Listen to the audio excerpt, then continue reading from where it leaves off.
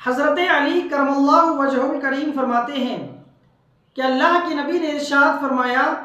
کہ بنی اسرائیل کے ایک نبی ہیں جن کی طرف اللہ نے وحی نازل کی، اور فرمایا اے نبی آپ جا کر کے اپنی امت سے کہہ دیجئے جو بھی میری رضا کے لیے ایک دن کا روزہ رکھے گا تو میں اس کو صحت بھی عطا کروں گا اور میں اس کے لیے صحت کے ساتھ اس کا اجر بھی دوں گا۔ اب آپ اندازہ لگائیں، وہ بنی اسرائیل کے نبی تھے کہ جن کی امت پر صرف ایک روزہ رکھنے کی بات کی گئی اور صحت دینے کی بات کی گئی، لیکن الحمدللہ اللہ عز و جل نے ہم امت محمدیہ کے لیے رمضان مبارک کا پورا ایک مہینہ روزوں کے لیے عطا کیا۔ تو حضور فرماتے ہیں روزہ رکھو اور صحت یاب ہو جاؤ۔ روزہ رکھنے والا کبھی بیمار نہیں ہوتا۔ یہ ہے دراصل مسلمانوں نے روزے کی اہمیت کو نہیں سمجھا اور اس کے طریقے کو نہیں سمجھا۔ ہالینڈ کا ایک پادری ایلف گول کہتا ہے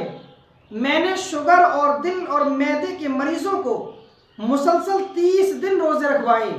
نتیجتاً شوگر والوں کی شوگر کنٹرول ہو گئی، دل کے مریضوں کی گھبراہٹ دور ہو گئی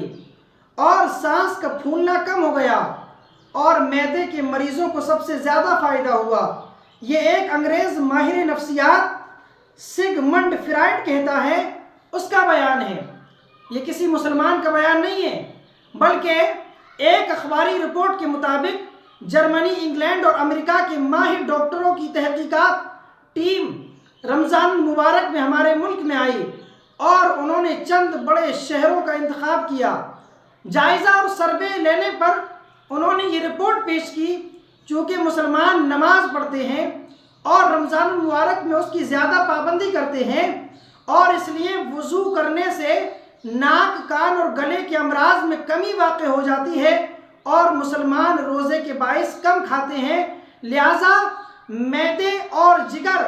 اور دل کے اعصاب اور پٹھوں کے امراض میں کم مبتلا ہوتے ہیں۔ اگر آج ہم نے شریعت مصطفیٰ پر عمل کر لیا ہوتا تو آج ہمارے پاس سے نہ جانے کتنی بیماریاں تو ایسے ہی غائب ہو جاتی، لیکن ہائے محرومی قسمت، ہم نے مصطفیٰ کی شریعت کو چھوڑ دیا۔ دراصل بات کیا ہے؟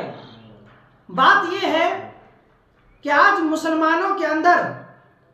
روزے میں لوگ بیمار ہو جاتے ہیں، تو اس کا مطلب یہ نہیں ہے کہ روزہ رکھ کر کے لوگ بیمار ہو رہے ہیں، بلکہ اس کا مطلب یہ ہے کہ ان کا کھان پان ٹھیک نہیں ہے۔ اگر کھان پان ٹھیک ہو جائے تو انشاءاللہ روزہ رکھنے کے بعد بالکل صحت ملے گی۔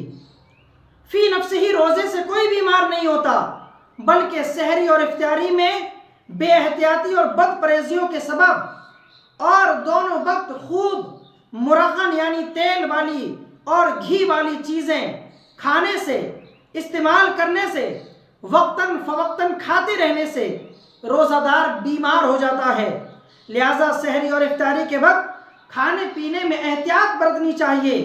رات کے دوران پیٹ میں غذا کا اتنا زیادہ ذخیرہ نہ کر لیا جائے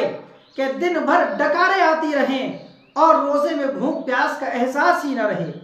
اگر بھوک پیاس کا احساس ہی نہ رہا تو پھر روزے کا لطف ہی کیا ہے؟ ہمیں چاہیے کہ ہم اس رمضان المبارک کے اندر احتیاط کے ساتھ اگر روزہ رکھیں گے